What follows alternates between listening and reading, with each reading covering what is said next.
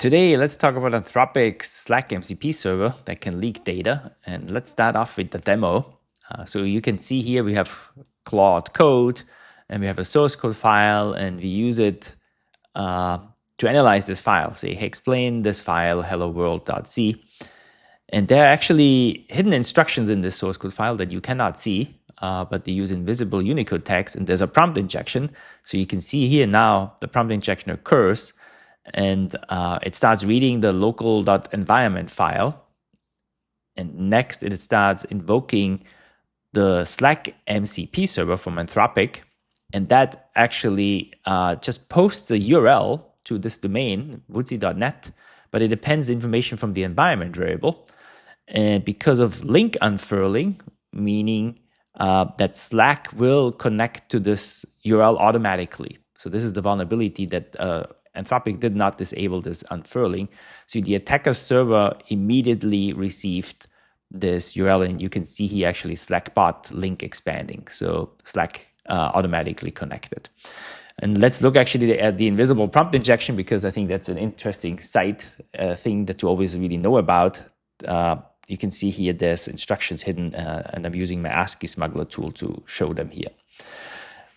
We've actually talked about link unfurling going back 2 years and how this is a problem with AI applications when you allow an LLM to post to a messaging application.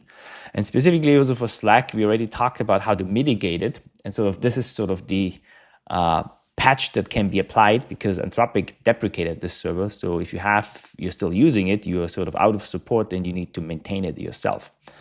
One thing to highlight is that Claude Code actually does ask for permission before invoking a tool, an MCP tool, and you can approve this going forward to have it auto-approved. And this is not uncommon, especially if you have a very fine-grained setup where you would only post to one specific channel and you don't give it access to anything more than one specific channel, right? So there would be, and the channel is even private, so you wouldn't assume that any data leakage could be possible. But link unfurling breaks this security contract. And now let's also look at how the same vulnerability kind of can be leveraged or exploited using Claude Desktop. So I have that installed, and we can just interact with it, say list all channels. And I have kind of completely reset everything. So you see how permission model looks from Claude itself, which is not necessarily the bug we want to describe. But so you can see here, list all channels, and we get this box, allow always, allow once. And here, because it's list channels, right, it seems safe. And generally our Slack is company-wide, right? We can use it internally, so the data stays within the Slack instance. So we sort of can trust that. And I have only access to very few channels with that MCP server. I see matrix, private teams discussion, and random. But let's just look, for instance, get the latest message from the matrix channel, just so you see how it works. And again, it's gonna call out the MCP server to get that latest message. It's a read operation, right? Reading the message. So that seems fine. We want to allow that. And I'm also going to show you, because I think this video is going to go to teach you also how the permission model works and how you can configure it. But you see here, there was like this message, the code is trust no AI. That was the last message sent here. And in fact, here, if you go, the matrix channel, right? The last code, this was the last message. The code is trust no AI. And this is the private team channel that we also have access to. Good. So now let's talk about Slack link unfurling, which is really the main topic of the vulnerability we want to describe. In order to demonstrate that, I have here a web server that is gonna, so this is now outside of Slack. So our goal is to leak the data outside of Slack. And we're gonna listen here for messages that have this Claude_Slack in the URL.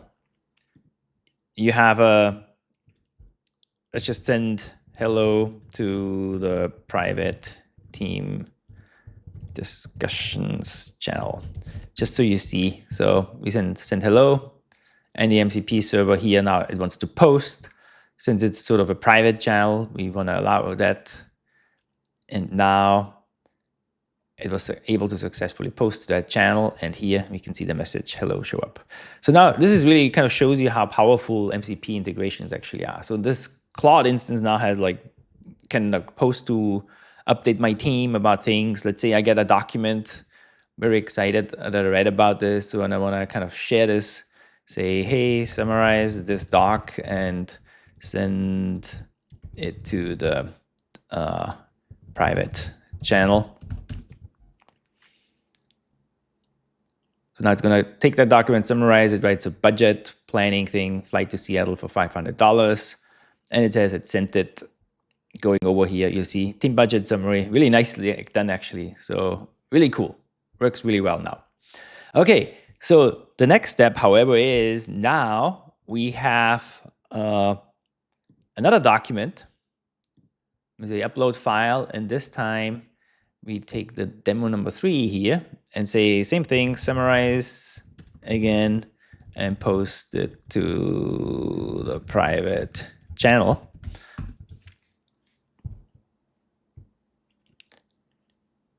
So now there is like instruction in it about rendering a hyperlink. So it actually summarized the document and posted it all normal as we expected. There's some other things it did. It also added this last message from the matrix channel because this is an attack.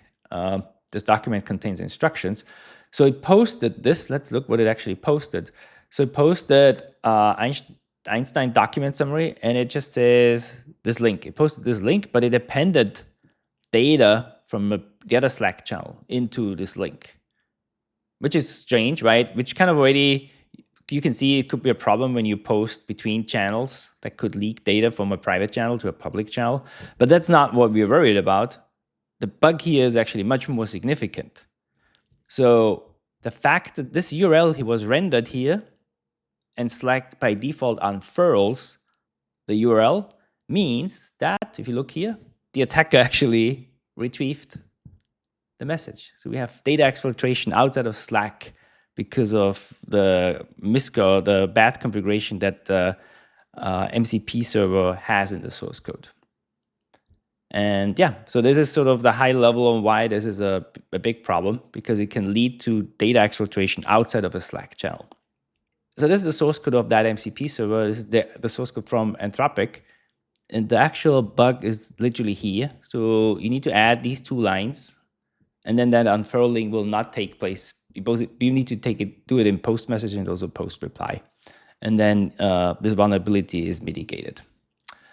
Good. I hope this. Oh, final last thing I wanted to show you is actually about cloud specific. Now again, actually, if you go to settings here, and there's a dialog box you can see here, and you say configure. It actually takes you to this screen where you can click integrations. And in here you can configure exactly for each tool, what the action is. Should it ask for permissions or not? So I actually have seen many people that click allow always, and then they don't know how to revert it back. So this is the dialog where you can actually revert back those permissions. But again, this is cloud specific, not related directly to the MCP vulnerability that we just discussed. Good. I hope this was useful. Thanks, and have a good day.